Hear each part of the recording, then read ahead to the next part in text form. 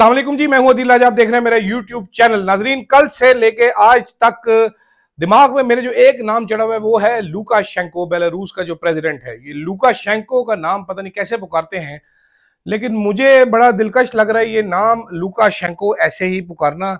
बल्कि मैं तो ये सोच रहा था कि ठाकुर का नाम चेंज करके अगर लुकाशेंको रख दिया जाए तो क्या ही फिट लगेगा। नाजरीन, वो लुकाशेंको के बारे में खबरें शेयर होना शुरू हुई तो पता चला कि लुकाशेंको तो बड़ा फ्रॉडिया है, बड़ा बड़ा वो है। ये अलीना शिकरी साहब ने ट्वीट भी किया हुआ था कि Lukashenko, Europe's brutal last dictator, has been named 2021 person of the year in recognition of all he has done to advance organized criminal activity and corruption के बेताज बादशाह रहे हैं। 2021 में पर्सन ऑफ द ईयर का award हासिल किया Lukashenko ने, जो कि नवाज शरीफ के बड़े पुराने दोस्त हैं। बकौल अलीम खान जफ्फियां डाल डाल के सारा शरीफ फैमिली उनसे मिल रही थी, दोहरी हो रही थी, सीधी हो रही थी। और नाम भी क्या शानदार नाम है, लुकाशेंको। ऐसा लगता है सीधा कोई हॉलीवुड फिल्म से डॉन निकल के आया है। वो डॉन वीटो कॉर्लियोनी से बड़ा डॉन लगता है ये। शहबाज शरीफ साहब की ड्रेसिंग और नाम अगर साथ हो, शहबाज लुकाशेंको शरीफ, क्या जालिम इम्प्रेस। मैं, आप लोग मजाक समझ रहे होंगे, मैं ये बड़ी सीरियस इल्मी और अदबी गुफ्तगू कर रहा हूं कि क्या रुबाबदार नाम है, रोबदार नाम है ये लुकाशेंको, शहबाज लुकाशेंको शरीफ। बोल के देखें आप भी एक दफा मेरे से बोले, शहबाज लुकाशेंको शरीफ। जबरदस्त नाम लगता है, बेहतरीन नाम लगता है, हरकतें भी एक जैसी हैं। शहबाज शरीफ के स्कैंडल्स आप पढ़ें, खास तौर पे जो टीटी स्कैंडल है, तो आपको पता चलता है कि शहबाज शरीफ साहब भी लुके से छोटे शेंको नहीं है, बड़े ही शेंको हैं। तो नाजरीन, चोरों को मोर मिल रहे हैं, जैसा मुंह वैसी चपेड़े हैं, जैसी रूह वैसे फरिश्ते हैं। यही हम लोग डिजर्व करते हैं। मेरे पास कोई टॉपिक दिल नहीं कर रहा, कोई टॉपिक सोचने का कि क्या किया जाए, क्या नहीं किया जाए, क्या क्या कुछ हो रहा है पाकिस्तान में। सदर आरिफ अलवी के ऊपर मैंने बात करी थी, मेरे दिमाग से निकल चुका है सब कुछ। मेरे दिमाग में घूम फिर एक चीज, लुकाशेंको, लुकाशेंको, दिमाग मेरा घूम रहा है। तहरीक इंसाफ ने खैर जनाब एक्टिविटीज शुरू कर दी हैं, कुछ उस पर बात करते हैं, लुकाशेंको पर बात करते हैं। अमेरिका में तहरीक इंसाफ क्या करी उस पर बात करते हैं। शहबाज गिल ने एक स्पीच की है, बड़ी ज़रूरी है, उस स्पीच की एक दो चीज़ें उस पर बात करते हैं। और ओवरसीज कॉन्फ्रेंस में भी परवेज इकबाल लूसर साहब कौन है, इस पर भी बात करते हैं जनाबे वाला। कुछ चीज़ें मैं आपको बताऊंगा नामों के बगैर, बाकी चीज़ें आपको पता चल जाएंगी। हुजूर वाला, सबसे पहले शुरू करते हैं जनाब तहरीक इंसाफ से। तहरीक इंसाफ में इस टाइम वाज़े तौर पर दो ग्रुप हमें नजर आ रहे हैं। एक हो गया गौहर ग्रुप या गंडापुर ग्रुप, ये एक ही ग्रुप है, और एक इसके एंटाई ग्रुप।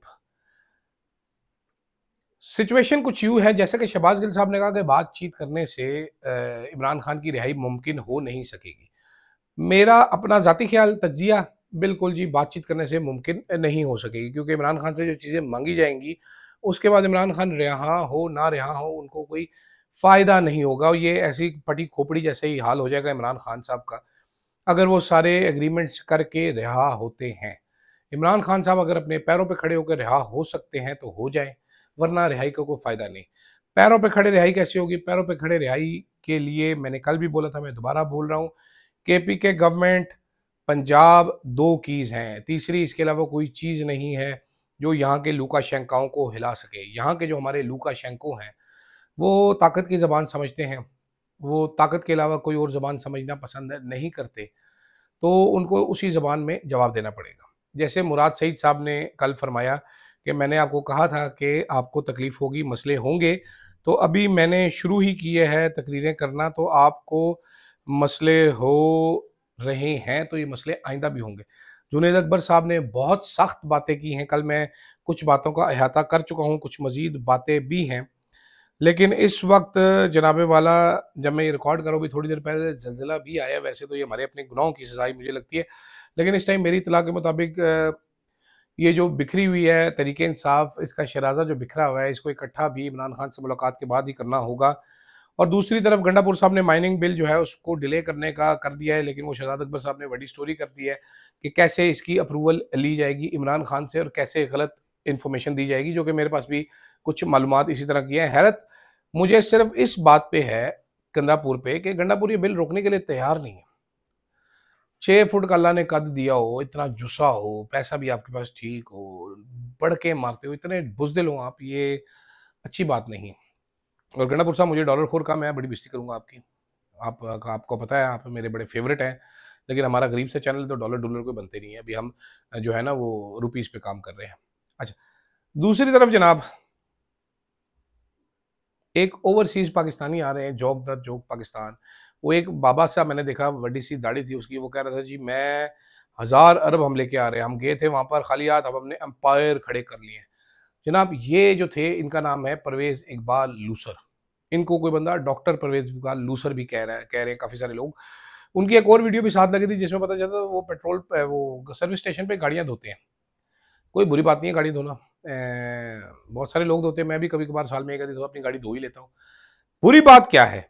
बुरी बात यह है कि ये परवेज इकबाल लूसर साहब पाकिस्तानी टीवी चैनल्स पे एज इंटरनेशनल अफेयर्स के और डिफेंस के तज्जियाकार के तौर पर नमूदार होते रहे हैं।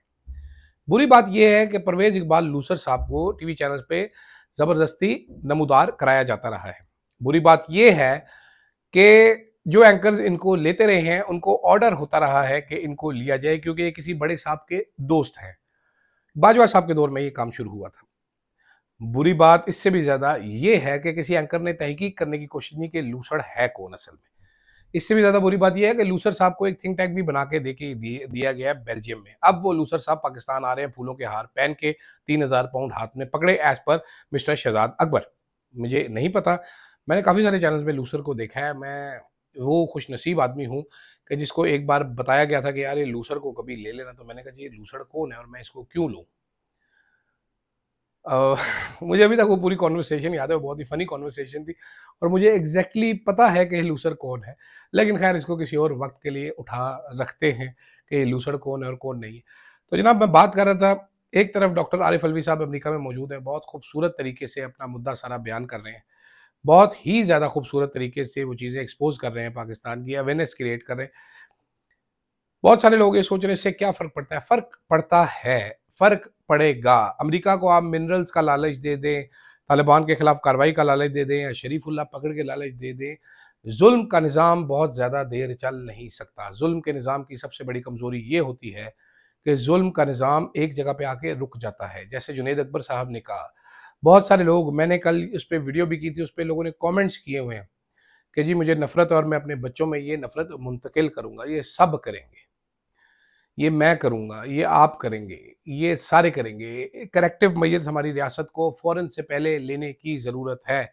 हमारे जो ये लूका शेंके जो हैं, इनको जनाबे वाला ज़रा होश करने की ज़रूरत है। लूका शेंकास जो हैं हमारे कूल किस्म के जो हैं, ये किसी तरीके से समझने के लिए तैयार नहीं है। अवामी पल्स से पहली बार इदारे, पहली बार हुकूमत मैंने इतनी दूर देखी है जनाब, इतनी दूर देखी है कि जिसका कोई हिसाब नहीं। तो हमारी हुकूमत में जो लूका शेंकोस हैं जितने भी, यार वैसे क्या क्या क्या खूबसूरत नाम है, कितना शूट करते हैं। शहबाज लूका शेंको शरीफ, फिट नाम बैठता है, फिट नाम बैठता है।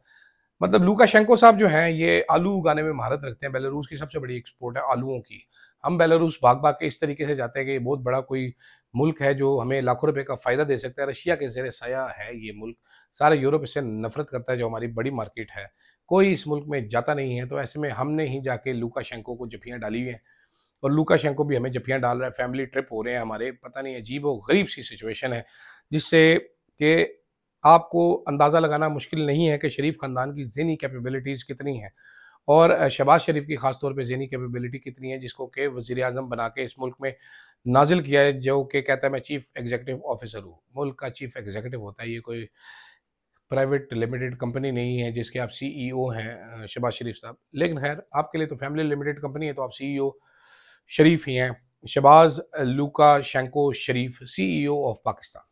फिलहाल के लिए नाजरीन इतना ही, इजाज़त दीजिएगा। अल्लाह हाफिज़।